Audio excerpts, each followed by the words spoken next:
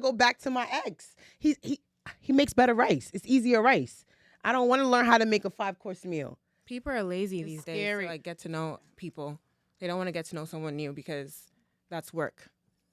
So People are it's just easier lazy. to go back to your abusive, toxic ex. Yeah.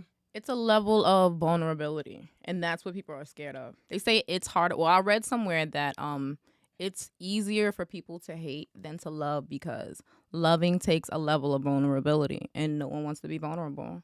I think a lot of it has to do with fear. You know, they're so used to the familiarity that they're willing to stay in the same spot because it's comfortable. They're used to it. It's something that's all they've ever known. So a lot of people are too scared to kind of venture out and try new things because they're like, what if it doesn't work? Or, what if I don't like it? Well, you never know until you try it. Yeah, I'll tell you something funny. You ever met a grown-ass adult that didn't know how to ride a bike? Yes. Wait, hold on. Before you continue, I am a 22-year-old who cannot ride a bike. What? Oh, we're going bike riding. got you, girl. I swear we got you. And for the record, it goes into my point of saying you're grown and don't know how to ride a bike because every time you tried, you failed. Yes, absolutely. So it's no different in the relationship. You're like, why would I go to something new? I'm going to keep while my friends ride bikes, I'm cool with sitting this one out. I'm cool with just not ever learning how to ride this bike because it's easier not to know how. Mm-hmm. Which is crazy. We do this in our everyday life with certain things. Like,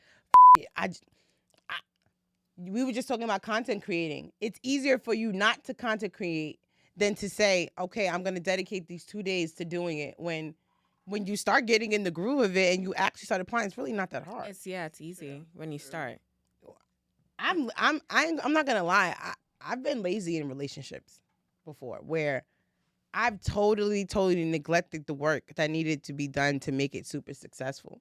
Because it's a lot of work to be in a relationship. It's easier to fail at it. It's easier to be toxic. It's easier to hate than to love. It's easier to argue. It's easier to be mad at each other than to be madly in love. What the fuck is wrong with us? Who has brainwashed us to be this way? Because when we see people blissfully in love,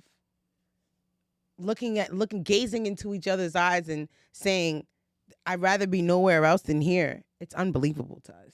They're like, this is not real. He must be cheating. She got to be not really happy. Oh, she's only there for the money.